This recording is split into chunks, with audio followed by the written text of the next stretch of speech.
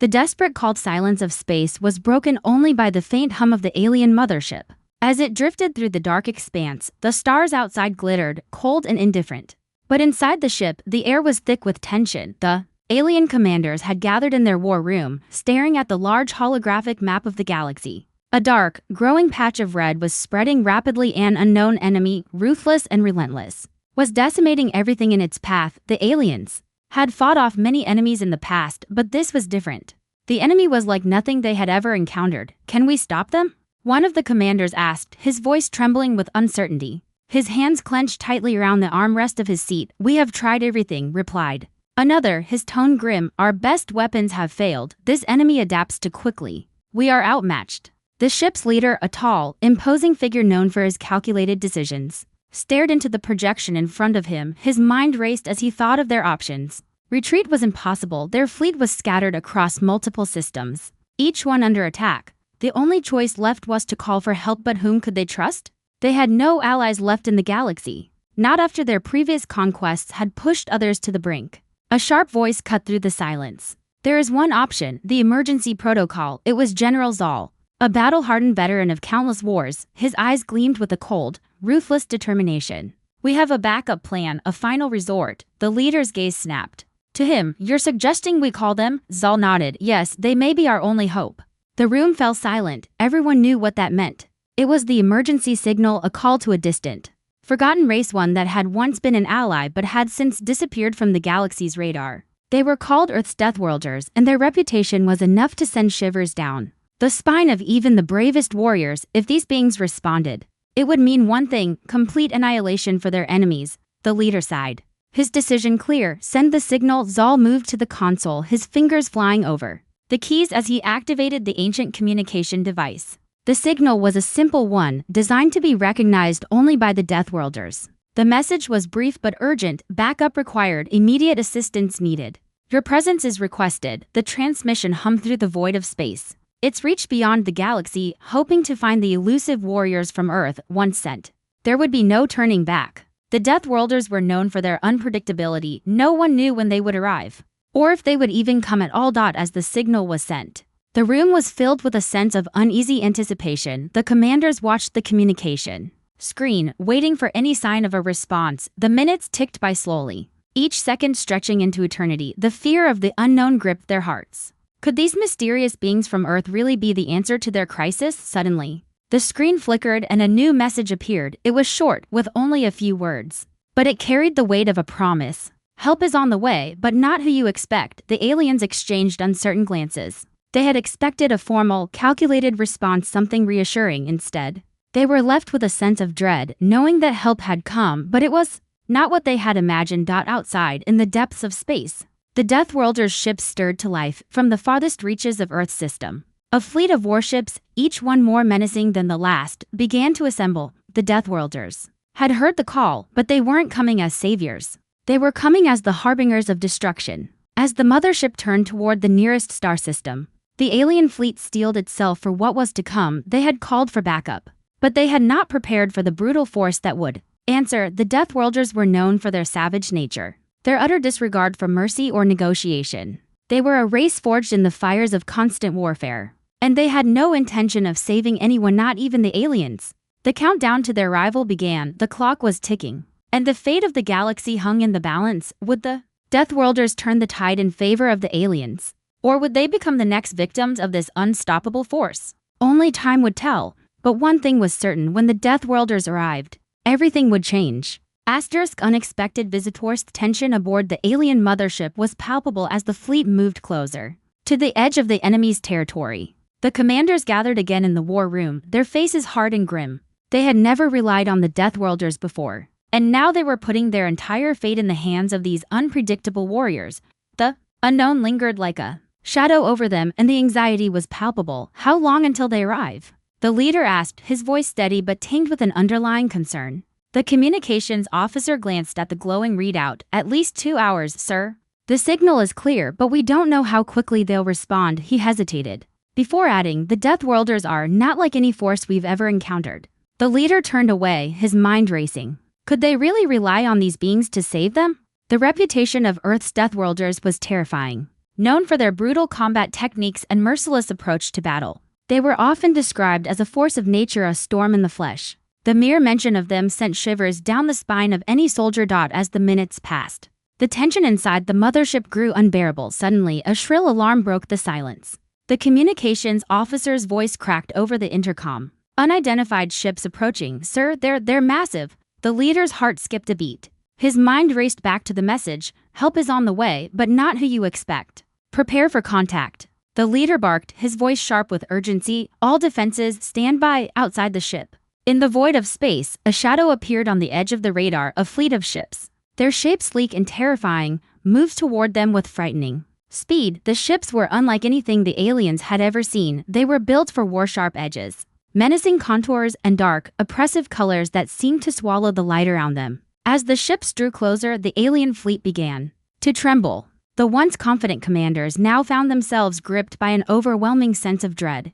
The unknown ships closed in on them, and for the first time in what felt like an eternity, the aliens felt vulnerable. "This is not how I imagined it," one of the commanders whispered, staring at the approaching ships. "Don't be foolish." The leader snapped, "We must stay focused," but it was too late. The Deathworlders had arrived without any warning. One of the ships in the fleet broke off from the others and made a direct approach to the mothership. The silence of space was broken by a loud, booming voice that crackled through the communication channels. "Attention, alien scum," the voice echoed in a deep, guttural tone. "We are the Deathworlders, and we are here to collect what's owed." The voice was harsh, unapologetic, and filled with a raw, unrestrained power. There was no attempt at diplomacy or negotiation, just the cold, unforgiving promise of retribution.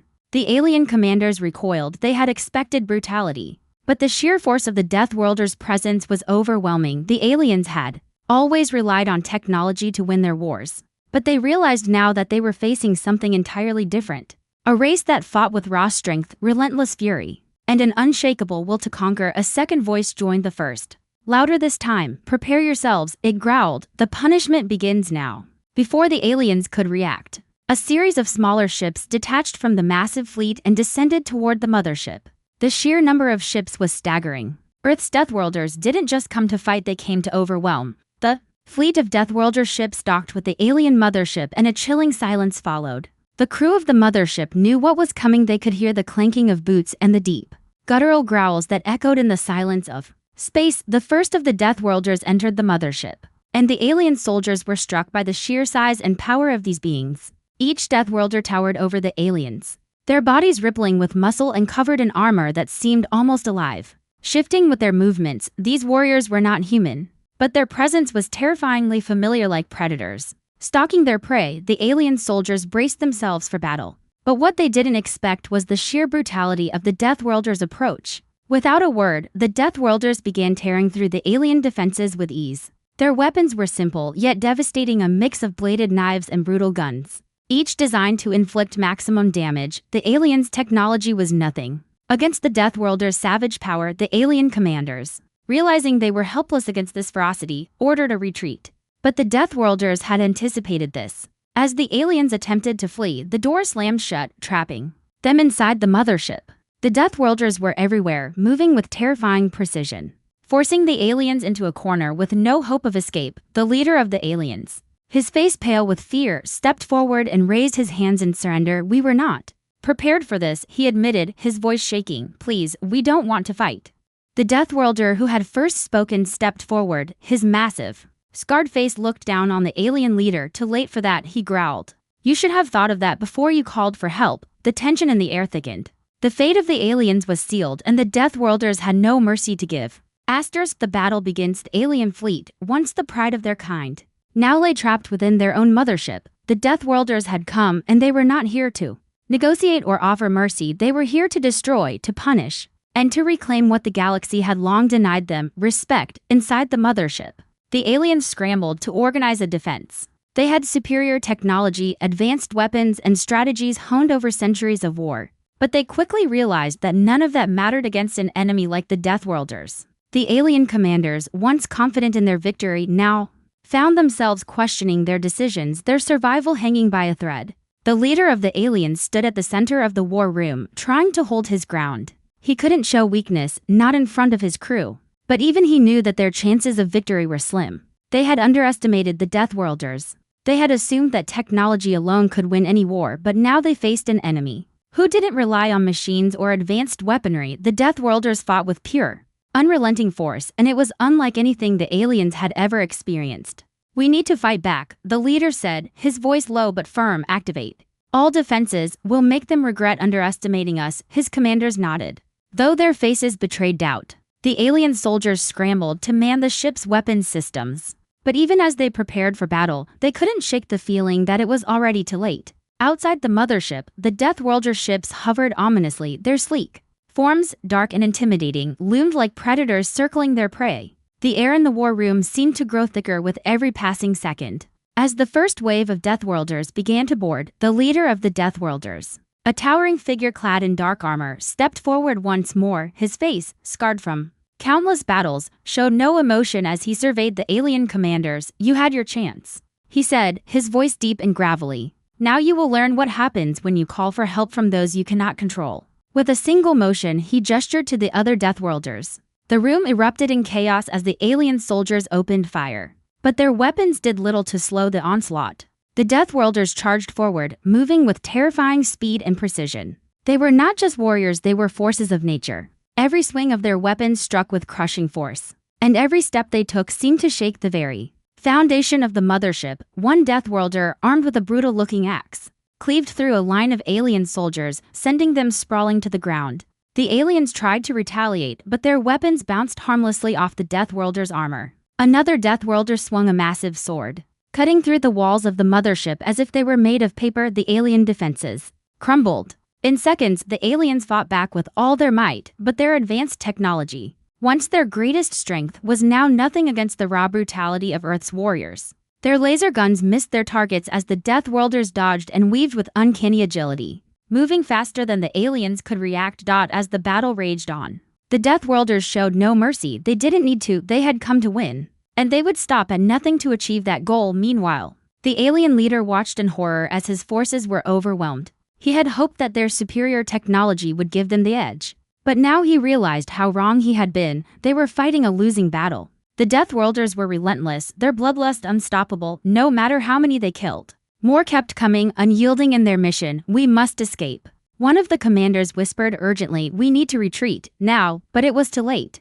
The escape routes had been blocked, and the Deathworlders were closing in on all sides. The leader's mind raced as he tried to think of a way out, but all his options were closing fast. He had no choice now but to face the brutal truth. The aliens had called for help, and they had received it, but not the help they had expected. Instead, they had been given an enemy that knew no mercy. The final blow came swiftly. The leader of the Deathworlders, standing in the center of the battlefield, raised his hand to signal the end. With a roar, the remaining Deathworlders charged forward, cutting down the last of the alien soldiers with terrifying precision. The alien fleet was in shambles, their defenses shattered, their soldiers defeated. The leader of the Deathworlders looked down at the fallen alien commander. "This is the price of arrogance," he muttered, stepping over the lifeless body. "You should have never called for help. Now, you will pay the price for your mistakes." The last of the alien forces had been crushed, and the Deathworlders stood victorious. The battlefield was quiet now, the silence broken only by the heavy breathing of the remaining Deathworlders, their bloodied weapons still clutched in their hands. But even in victory, they were not satisfied. The Deathworlders knew that their conquest was far from over. The galaxy was vast, and many more challenges lay ahead. But for now, they had proven their point. No one was safe from the wrath of Earth's Deathworlders. The leader turned to his warriors. "We've made our mark, but this is only the beginning. There's more to come." With those words, the Deathworlders turned their attention to the next phase of their conquest. They were Earth's warriors, and they would leave nothing but destruction in their wake. Shocking revelation. Dust settled slowly across the remnants of the alien mothership. What had once been a symbol of their technological superiority now lay in ruins. The Deathworlders, standing victorious on the broken ground, surveyed the battlefield with cold, calculating eyes. They had shown no mercy, and their enemies had been crushed. But there was something more than victory in their eyes, a deeper purpose. Something beyond the immediate bloodshed. The leader of the Deathworlders, his massive form towering over the wreckage, scanned the debris. His expression was unreadable, but there was a spark of something in his eyes, a realization. Is this all they had to offer? He muttered to himself, almost as if to confirm his thoughts. His second in command, A brutal and scarred veteran known as Core stepped forward. They were not prepared for us. Leader, this was too easy. The leader turned to Core, his piercing gaze locking onto him. No, it wasn't that they were unprepared. They were expecting something different, something weaker. What we've done here, it's only the beginning. Core frowned, trying to read his leader's intentions. What do you mean? The leader's voice dropped to a low growl. We were called for a reason. But the reason is not as simple as a desperate plea for help. There's something else going on here. These aliens, this race, they've been exploiting others for centuries. They're not the victims. They are the predators. Core's eyes widened as the pieces began to fall into place. So, we're not just here to fight, we're here to punish. Exactly, the leader replied, his voice cold. They've been siphoning resources, enslaving civilizations, and destroying entire worlds in their pursuit of power, and now they've made the mistake of calling on us, we, the Deathworlders, who've been watching from the shadows. We're here to right the wrongs. Core nodded, understanding now. But they never knew it would be us. No, and that is what makes this war different, the leader said, his voice growing more intense. The universe is full of empires that think they can control the fate of others. They think they can play the game of domination without consequences. But no one has ever faced Earth's Deathworlders before. We will make them regret every life they've taken, every world they've destroyed. As the Deathworlders began moving through the wreckage, they found something that shifted the course of their mission. Among the broken alien ships, hidden deep within one of the crumbling chambers, they discovered something unsettling, a vast vault filled with data on countless planets, species, and galaxies. An archive of conquest. Korr approached the vault cautiously, his instincts telling him to be careful. The vault had a strange, ominous energy to it. He activated the console and the screen flickered to life, revealing documents, maps, and recordings of planets the aliens had raided. But it wasn't the documents that caught his attention. It was a set of coordinates deep within uncharted space, marked with the warning, the final weapon. The leader, standing behind him, observed the data. This is bigger than we thought. They were preparing for something far worse than we imagined. They weren't just conquering worlds, they were preparing for the destruction of a galaxy.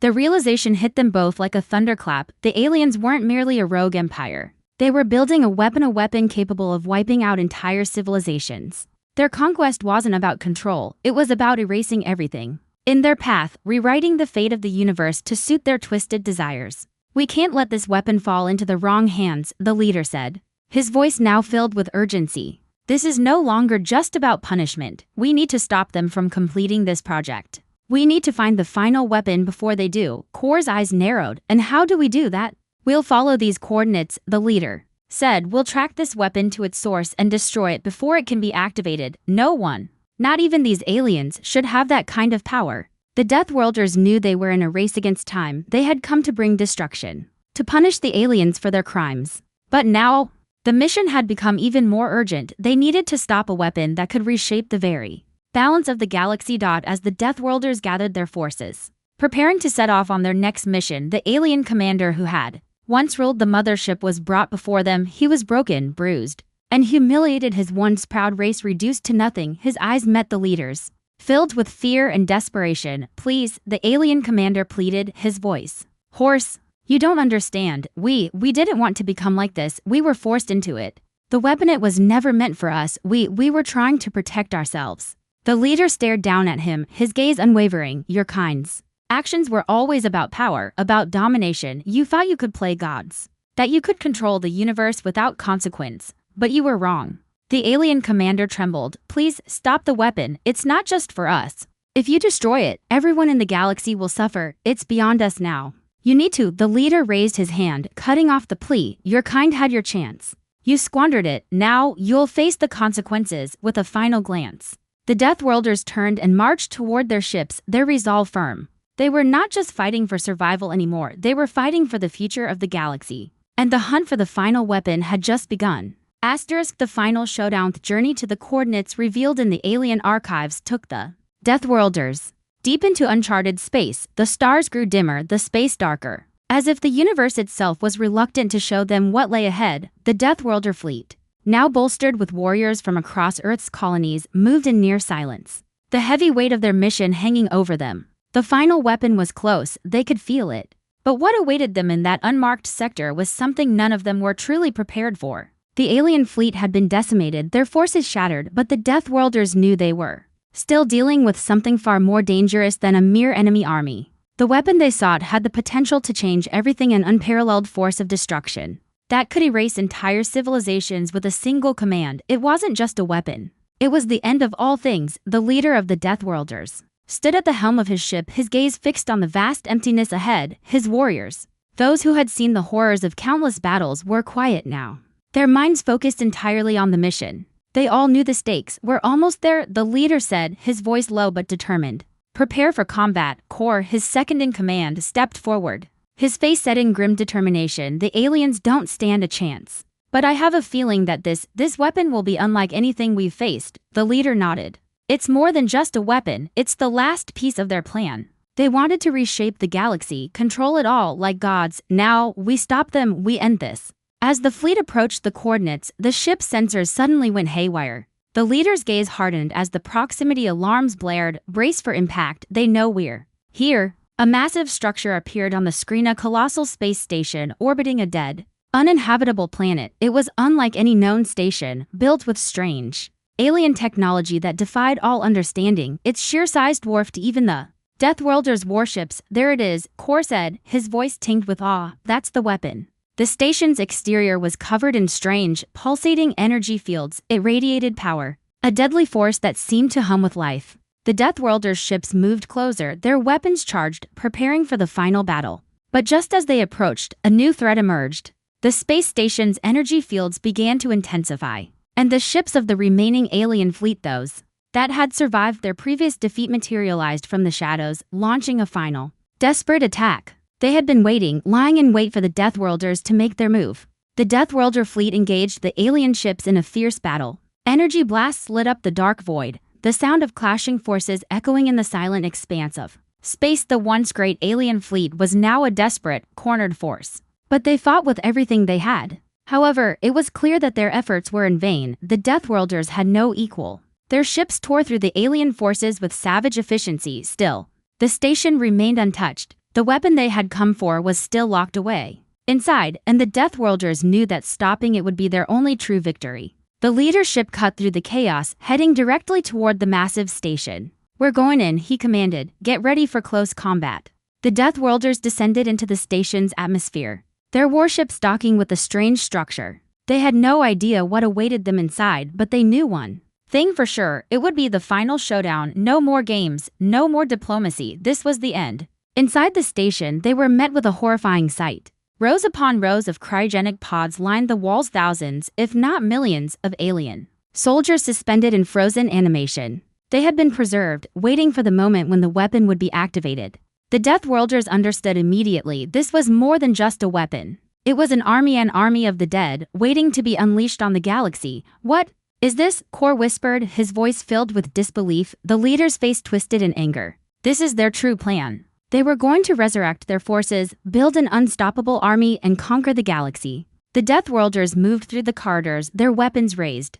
But there were no more enemies to fight. Instead, they found control rooms filled with alien technology and intricate network of systems designed to control the weapon. The walls were covered in alien symbols and data that made little sense to the humans. But the one thing they knew was clear: the weapon was alive, and it was waiting. The final chamber loomed ahead, its massive doors opening with a low, groaning hiss inside. The weapon was revealed in all its terrible glory. It was a massive, mechanical construct, half machine, half biological, an entity of unimaginable power. Its form pulsed with a sickly green glow, its very presence radiating an aura of pure destruction. The leader stepped forward, his heart pounding. "This is it," he said, his voice steely with resolve. "We destroy this, and we end the threat once and for all." The weapon's core glowed brighter as the Deathworlders approached, and with a single, final push, the leader activated the detonator, sending a blast of energy that rocked the very foundation of the station. The weapon's energy core began to destabilize, the countdown to its destruction flashing on the screen.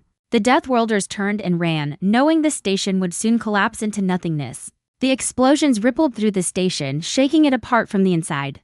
The weapon had been destroyed, and with it, the alien empire's plans for domination. As the Deathworlders made their way back to their ships, the leader looked out at the wreckage. "We've done it. The galaxy is safe for now." But even as they left, the leader knew this victory was not the end. The Deathworlders had proven their might. But there were always more enemies, always new battles to fight. And the galaxy would never forget the day Earth's warriors came to reclaim what was lost. As the Deathworlder fleet vanished into the blackness of space, the leader's words echoed in his mind. The war may be over, but the legend of Earth's Deathworlders has just begun.